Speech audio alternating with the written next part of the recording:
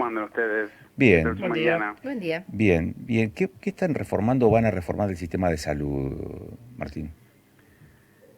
Bueno, estamos avanzando en distintas líneas que tienen que ver con fortalecer la implementación del Plan Provincial de Salud. Y bueno, una de las cuestiones que tienen que ver es la articulación público-privada. Y bueno, hoy lo que estamos dando a conocer es el cambio que estamos haciendo dentro del instituto,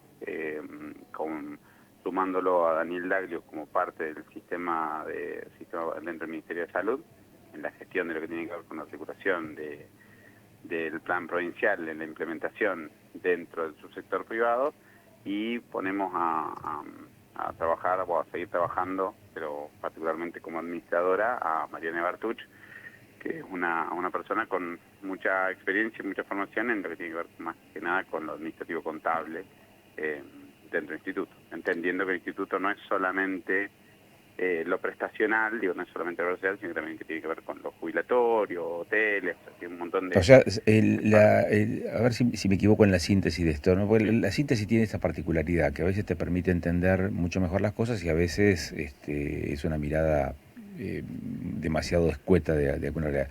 Y es como Daglio, vos decías, ¿y por qué? ¿Por claro, qué sí o por qué no? y por qué sí, o por qué no. Y Daglio deja de ser el administrador del instituto, es decir, Claro. lo corren de la administración del instituto.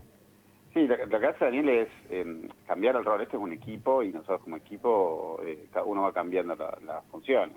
Hoy estamos en otra etapa del sistema de salud, estamos en otro escenario con el que asumimos, y hoy la figura de Daniel va a tener que ver más que nada como estratega sanitario para implementar las acciones del plan provincial. O sea, nosotros hoy lo que pensamos como plan provincial de salud, de seguimiento de patologías prevenibles, eh, particularmente necesitamos una figura que articule en su sector público con su sector privado, y no es una cuestión de una forma de decirlo, sino que realmente llevarlo a la práctica, y bueno, y tenés que entender la lógica del privado. Y bueno, un poco por eso Daniel lo tomó como propuesta y le pareció interesante, y bueno, entonces tiene esta lógica también de mejorar y cubrir la parte más administrativa, económico-financiera, digamos, del instituto con Mariana, teniendo también un equipo dentro del instituto de gente que viene trabajando hace tiempo, como Jorge Alberti de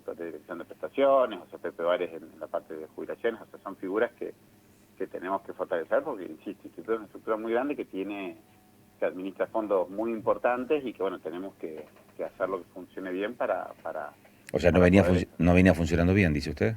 No, sí, venía funcionando bien. No, algunos lo va a interpretar así, digo, No, sí, es una estructura que hay que ir utilizando. O sea, hay un montón de cosas que tenemos que mejorar. O sea, mejorar no quiere decir que estamos mal, quiere decir que tenemos que hacer que ir mejorando cada uno de los pasos, y en cada implementación, cada implementación que uno hace, cada cambio que uno hace, lo que queremos es que las cosas vayan mejor. En eso, Agustín, cada vez que hace una mejora, cada vez que uno implementa algo incluso, tenemos que evaluar si funciona o no, y aparte de eso ver si hay que volver para atrás, seguir avanzando, ir paso a paso. Creo que en esto nuestra gestión es una gestión que es dinámica, y bueno, de la misma manera que el gobernador plantea repensar el gabinete y plantear incorporar otro ministerio, estamos pensando en estas cuestiones. Digo, hay que hacer los cambios que hay que hacer, y ir, son distintos momentos del sistema. Digo, hay veces que hay pilotos de tormenta, y hay veces que tenemos que ir pensando a ver cómo lo vamos ordenando. entiendo. Eh, ¿Y cuál es la mirada que se tiene desde el gobierno respecto de esa articulación que hablaba usted de lo público y lo privado? Es decir, ¿cómo complementás toda la infraestructura que tiene el Estado en materia de salud con la que los privados vienen desarrollando y de manera totalmente autónoma? Ahora, cuando se dice articulación entre lo público y lo privado, ¿qué implica eso? ¿Que van a persuadir o seducir a los privados para que hagan inversiones en tal o cual campo de la salud? Por ejemplo, ¿O van a hacer inversiones desde el Estado en aquellos lugares en donde a los privados no les resulta redituable hacer inversiones? A ver, en esto es muy importante entender cuál es la característica primero de cada región, y cuando uno plantea que tenemos en algunas regiones, o sea, un aumento de patología cardiovascular, bueno, pensar en acciones que tengan que ver y seducir, como bien vos decís, al privado para que haga inversiones de equipamiento o también a las, no sé, el privado, estamos hablando de prestadores privados, pero también de financiadores, estamos hablando de obras sociales o prepagas que hay un porcentaje importante de la población que cubre desde ahí las prácticas en salud, y bueno, que como uno plantea, como tenemos que ordenar esto del sistema que hoy coexisten los distintos financiadores, los distintos prestadores, nosotros lo pensamos como un sistema integrado, o sea, un sistema público-privado, independientemente de dónde se financia y quién lo presta el servicio, la salud es una sola. En esto, cuando uno plantea la articulación, estamos diciendo esto, es decir, por ejemplo, invertir o desarrollar o priorizar. También es verdad que vos podés tener una práctica nueva que sea muy innovadora, que tenga una muy alta rentabilidad para el prestador, pero que no sea beneficiosa para la comunidad. Entonces, no estamos desalentando eso, sino que estamos alentando que hagan acciones que tengan que ver con el screening o el diagnóstico temprano, por ejemplo, de cáncer de colon. Me dio digamos, una punta para la siguiente pregunta, la siguiente consulta, ministro. Días atrás el gobernador habló sobre la cantidad de muertes o los porcentajes de muertes discriminados por sexo, por género. Dijo, hay una mayor incidencia de la inseguridad vial en la mortalidad de los varones, y hay una fuerte presencia del cáncer, y sobre todo el cáncer de mama, en la muerte de mujeres. ¿Eso en qué medida está definiendo también la acción del Ministerio de Salud a su cargo? Bueno, por ejemplo, en eso hay, de lo que hablábamos, cada región tiene un perfil epidemiológico distinto. Entonces, por ejemplo, el dato que estás diciendo es un dato que tiene que ver, por ejemplo, con la región de Vaca Muerta, donde habla de eso, que hay mayor cantidad de accidentes viales o de causas externas, accidentes viales, que implica años de vida potencialmente perdidos, o sea, gente que muere prematuramente. Y en esto lo tenemos como el impacto más importante son hombres, o sea, accidentes que fallecen por accidentes viales, y en mujeres que fallecen por patología mamaria, o tumores, particularmente patología mamaria. Y en esa región, más allá de que no cambia, o sea, impacta a largo plazo, porque hacemos diagnóstico temprano para tratamiento oportuno en cáncer de mama, invertir, por ejemplo, en mamógrafos. Entonces, cuando uno plantea como negocio, como negocio para un prestador privado, quizás no es tanto negocio, pero sí necesitamos priorizarlo como política sanitaria.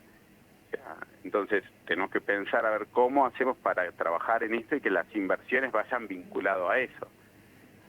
Y si viene un equipamiento nuevo que sean pensados principalmente para ese tipo de patología, y en lo que tiene que ver con seguridad vial, bueno, no es solamente salud, sino que tiene que ver también con seguridad vial, tiene que ver también con control de emergencias. Bueno, muchas veces son vinculados a otras causas los accidentes viales. Particularmente en la región de Vaca Muerta, cualquiera conoce el estado de rutas y la cantidad y la circulación que hay.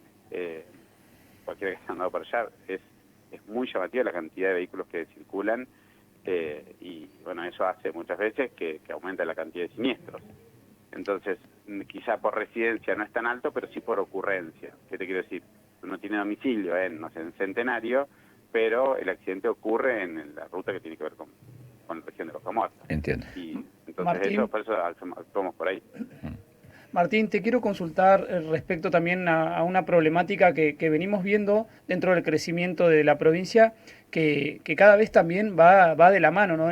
Exponencialmente. Te quiero preguntar por las adicciones, por los consumos problemáticos que tienen múltiples aristas, ¿no? Se habla inclusive del crecimiento también de la trata de personas, bueno, se habla obviamente del narcomenudeo y del delito. Digo, dentro de este plan de salud que vos encabezás, ¿esto está incluido? Digo, ¿de qué manera se piensa abordar?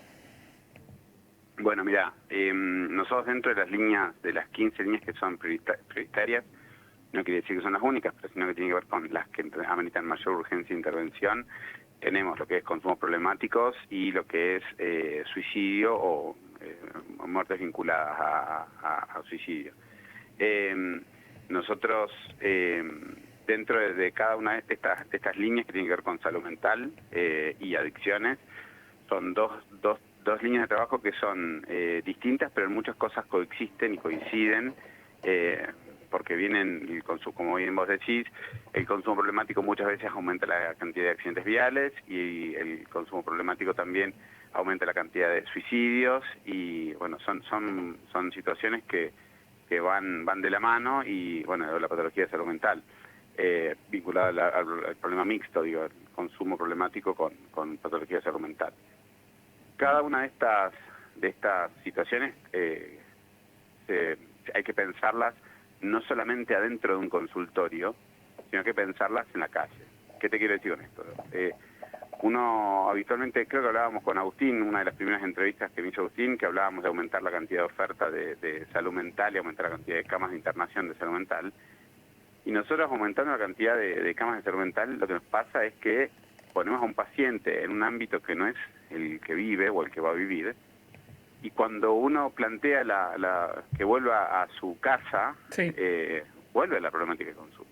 Entonces, tenemos que pensar, o estamos implementando cosas que tienen que ver, por ejemplo, con deportes, para que la persona salga del hábito que tiene, y bueno, frente a una situación económica que muchas veces que se está viviendo a nivel país, esto plantea una intervención y una acción que tenemos que pensarla, que por eso comprometemos también a los municipios en esto, porque son acciones que son a largo plazo y que tenemos que darle expectativas a estos chicos, muchas veces que tienen problemas de consumo, y a estas chicas, digo, que vienen, que no, muchas veces no es que eligen hacerlo, y vos decís, bueno, el tema de trata, y obviamente va de la mano, pero son acciones que no son solamente, digo, desde salud, Sí. sino que tenemos que pensarlo como sociedad Sí, sí. entera. O lo mismo es lo que nos pasa, pacientes que se externan. Hay una situación de un paciente que de salud mental, que estuvo, un paciente que desde los 6 años está institucionalizado, o sea, en instituciones en hogares de niños, por distintas cuestiones de salud mental. A los 29 años, creo que fue 28 años, se externa, o sea que fue hace unos meses, y bueno, ¿qué pasa? Se le arma todo el dispositivo, se arma toda la contención para que esta persona pueda volver a vivir en comunidad, y hoy lo que nos pasa es que los vecinos del barrio nos piden que lo saquemos de ahí. Claro. Entonces, Recién nombraste a los municipios y dijiste que se los compromete a ellos. ¿Todos los municipios están, justamente, valga la redundancia, comprometidos a abordar esta temática? y sí, porque es una temática que los implica y que lo entienden y que lo ven como prioritario. O sea, muchas veces uno lo ve desde acá, desde Neuquén Capital, y acá hay más alternativas prestacionales, pero cuando uno se aleja de Neuquén Capital, los municipios están en un montón de lugares, digo, y la gente va a reclamar al municipio. Entonces, por eso lo ven ellos como también importante, y en eso los vamos comprometiendo, y aparte les interesa, no, en eso tenemos muy buena llegada. Cuando lo planteamos, son de los temas que los municipios plantean primero para ver cómo lo trabajamos, y insisto con eso, no es solamente aumentar la cantidad de internación o de camas en Arroyito, sino el qué pasa después. Porque yo puedo hacer la deshabituación del hábito, o sea, vos, no sé, una persona con problema de consumo problemático, pero después de esa persona tenemos que pensar que tiene que volver a su entorno familiar, y bueno, muchas veces desarticulados de las familias. Entonces, reconstruir un vínculo, cualquiera que haya tenido un vínculo familiar difícil, reconstruir un vínculo después de tanto tiempo cuesta. Y las familias nos llaman, a mí me llaman, o mandan mensajes por redes y eso y bueno, que una problemática de consumo, pero no nació de un repollo. Digo, hay un contexto familiar que muchas veces lo llevó a esa situación, a esa persona.